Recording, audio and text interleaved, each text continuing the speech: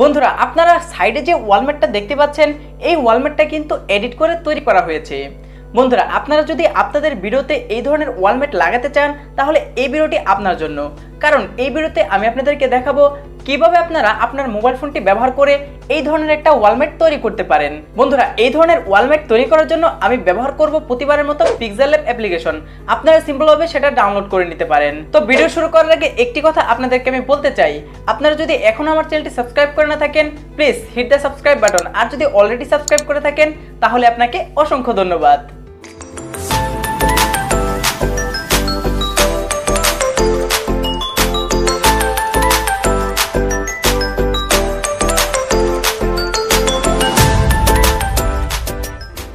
Welcome back guys, আপনারা সরাসরি চলে যাবেন পিক্সেল ল্যাব অ্যাপ্লিকেশনটার ভিতর।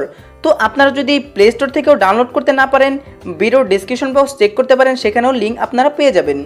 তো তারপর আপনারা এরকম একটা ইন্টারফেস পেয়ে যাবেন। তারপর এখান থেকে আপনারা নিউ টেক্সটটা আপাতত আপনারা ডিলিট করে দেবেন। তো ডিলিট করে দেওয়ার পর দেখতেই পাচ্ছেন এখানে এই যে অপশনটা রয়েছে আপনারা এটার উপর ক্লিক করে দেবেন। তো আমি এটার উপর সিম্পলভাবে ক্লিক করে দিলাম।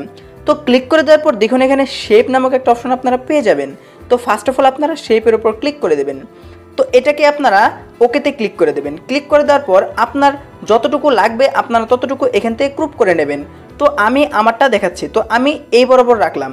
তো রাখার পর আপনারা এটাকে রিসাইজ মতো রাখবেন। তো রিসাইজ মতো রাখার পর এটাকে আপনারা কি করবেন, স্ট্রোক লাগিয়ে দেবেন।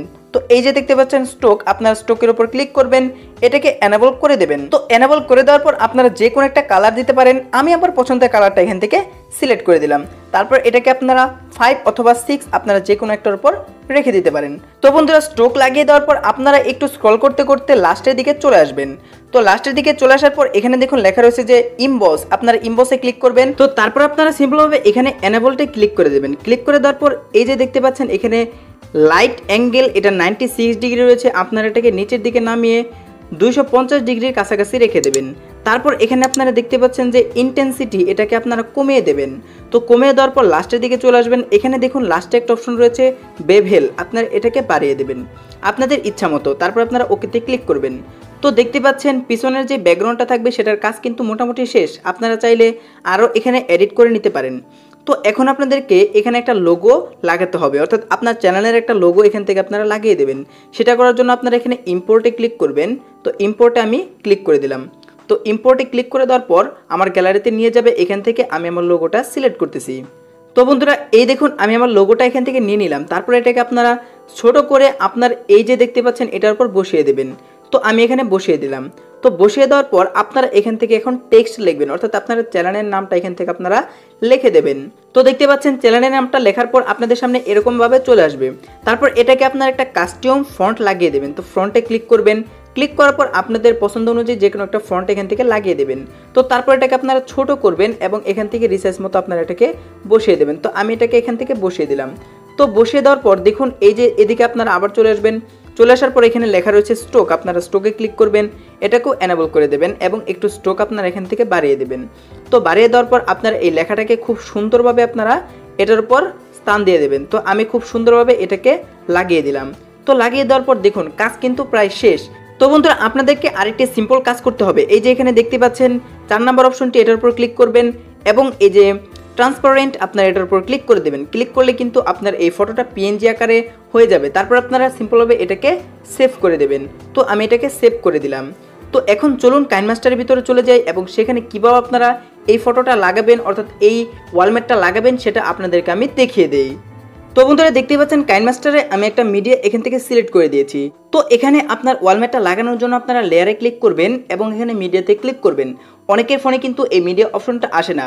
তো আপনার যদি মিডিয়া অপশনটা না আসে দেখুন ভিডিও ডিসক্রিপশন বক্সে একটা লিঙ্ক রয়েছে, সেই ভিডিওটা দেখে আপনারা আপনাদের এই সমস্যাটি সলভ করতে পারেন।